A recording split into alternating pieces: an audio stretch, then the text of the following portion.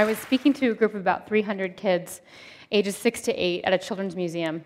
And I brought with me a bag full of legs, similar to the kinds of things you see up here, and had them laid out on a table for the kids. And from my experience, kids are naturally curious about what they don't know or don't understand or is foreign to them.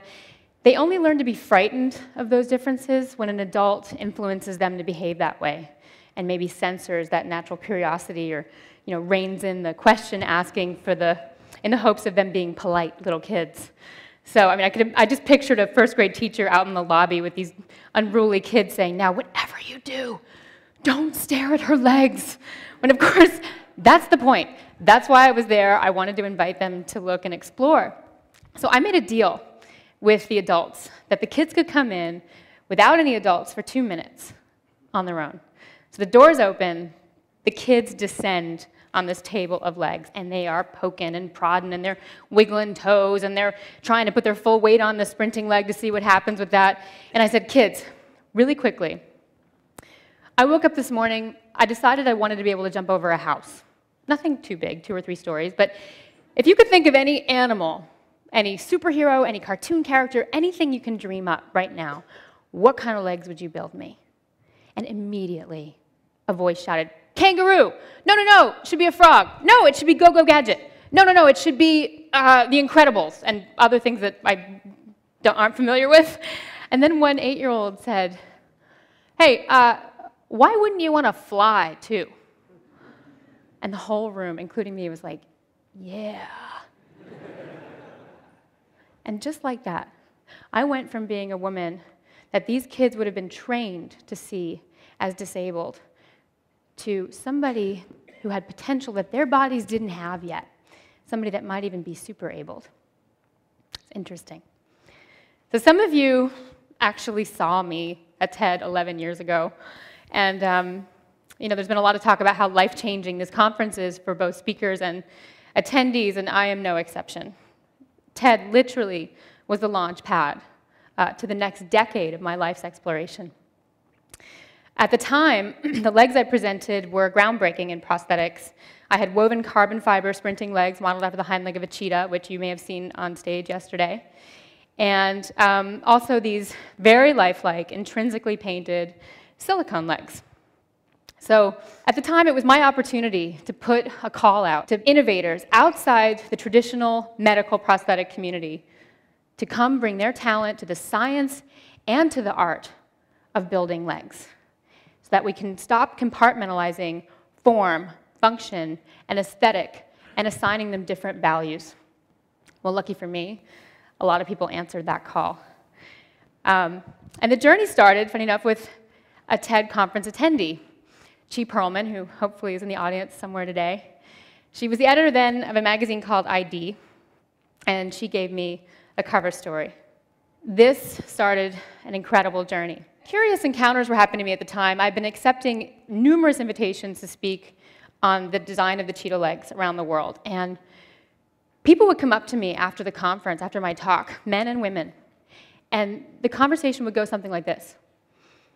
"You know, Aimee, you're very attractive. You don't look disabled." I thought, well, that's amazing, because I don't feel disabled. And, it really opened my eyes to this conversation that could be explored about beauty. What does a beautiful woman have to look like? What is a sexy body? And interestingly, from an identity standpoint, what does it mean to have a disability? Pamela Anderson has more prosthetic in her body than I do. Nobody calls her disabled.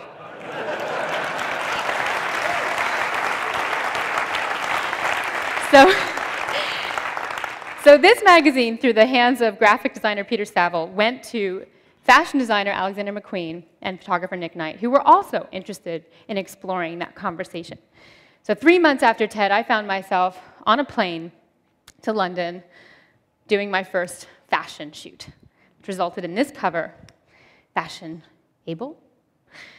3 months after that, I did my first runway show for Alexander McQueen on a pair of hand-carved wooden legs made from solid ash. Nobody knew. Everyone thought they were wooden boots. Actually, I have them on stage with me. Grapevines, magnolias, truly stunning. Poetry matters. Poetry is what elevates the banal and neglected object to a realm of art. It can transform the thing that might have made people fearful into something that invites them to look, and look a little longer, and maybe even understand. I learned this firsthand with my next adventure, the artist Matthew Barney, in his film opus called The Cremaster Cycle. This is where it really hit home for me, that my legs could be wearable sculpture. And even at this point, I started to move away from the need to replicate humanness as the only aesthetic ideal. So we made what people lovingly refer to as glass legs, even though they're actually optically clear polyurethane, aka bowling ball material, heavy. Then we made these legs that are cast in soil with potato root system growing in them and beet roots out the top and a very lovely brass toe. There's a good close-up of that one. Then another character was a half woman, half cheetah, little homage to my life as an athlete. 14 hours of prosthetic makeup to get into a creature that had articulated paws, claws, and a tail that whipped around like a gecko. And then another pair of legs we collaborated on were these. Look like jellyfish legs, also polyurethane. And the only purpose that these legs can serve outside the context of the film is to provoke the senses and ignite the imagination. So whimsy matters. Today, I have over a dozen pair of prosthetic legs that various people have made for me. And with them, I have different negotiations of the terrain under my feet, and I can change my height. I have a variable of 5 different heights. Today, I'm 6'1". And I had these legs made a little over a year ago at Dorset Orthopedic in England, and when I brought them home to Manhattan, my first night out in the town, I went to a very fancy party, and a girl was there who has known me for years at my normal 5'8". Her mouth dropped open when she saw me, and she went, "But you're so tall!" And I said, "I know, isn't it fun?" I mean, I know it's a little bit like wearing stilts on stilts, but I have an entirely new relationship to door jams that I never expected I would ever have. And I was having fun with it.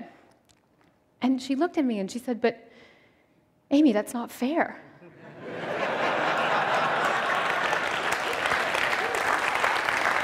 And the incredible thing was she really meant it. It's not fair that you can change your height as you want it. And that's when I knew. That's when I knew that the conversation with society has changed profoundly in this last decade. It is no longer a conversation about overcoming deficiency. It's a conversation about augmentation. It's a conversation about potential. A prosthetic limb doesn't represent the need to replace loss anymore. It can stand as a symbol that the wearer has the power to create whatever it is that they want to create in that space. So people that society once considered to be disabled can now become the architects of their own identities and indeed continue to change those identities by designing their bodies from a place of empowerment. And what is exciting to me so much right now is that by combining cutting-edge technology, robotics, bionics, with the age-old poetry, we are moving closer to understanding our collective humanity.